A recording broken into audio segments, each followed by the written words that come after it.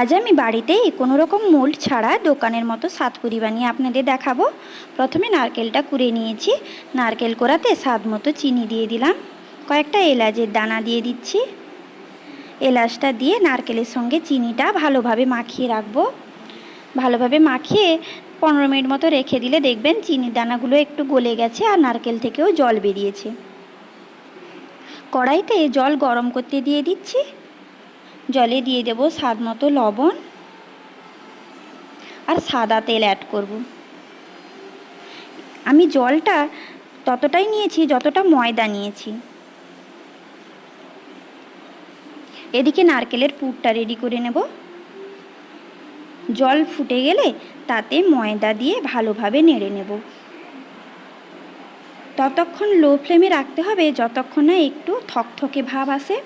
আমরা ময়দা মাখানোর সময় ডোটা যেভাবে রেডি করি সেরকমই সফট হবে। এবার কড়াই থেকে নামিয়ে নিয়ে ঠান্ডা করব। একদম ঠান্ডা হবে না, উষ্ণ গরম থাকবে, তাতে ঠেসে নিতে হবে। বেশি ঠান্ডা হলে ময়দা শক্ত হয়ে যাবে। ভালোভাবে ঠেসে নিয়ে লেচিগুলো কেটে নেব। এবার লেচিগুলো বেলে নিচ্ছি। একটু মোটাভাবে সাতপুরির জন্য বেলতে হবে, পাতলা হবে না, না হলে পুরটা ফেটে বেরিয়ে যাবে।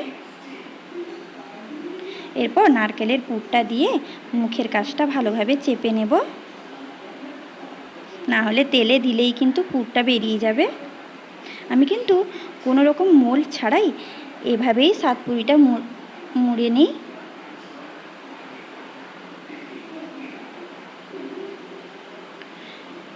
এটা কিন্তু দেখতেও সুন্দর লাগছে আর খেতেও কিন্তু খুবই টেস্টি হবে। আপনারা যেভাবে পারবেন সেভাবেই একটা শেপ দিয়ে নেবেন। শুধু মুখের কাছটা চেপে রেখে দিলেও হয় ভালোভাবে। আমি এইভাবেই সবকটা সাতপুরি মুড়ে নিচ্ছি।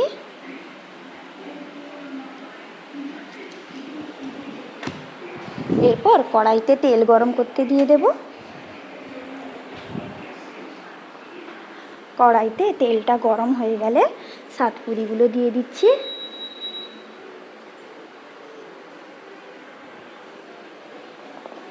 সাতপুরিগুলো এপিঠ ওপিঠ উল্টে ভালোভাবে ব্রাউন কালার করে ভাজতে হবে।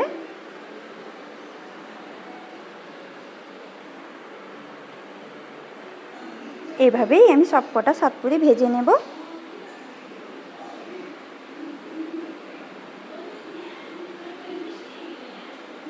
রেসিপিটি কেমন লাগলো কমেন্টে অবশ্যই জানাবেন।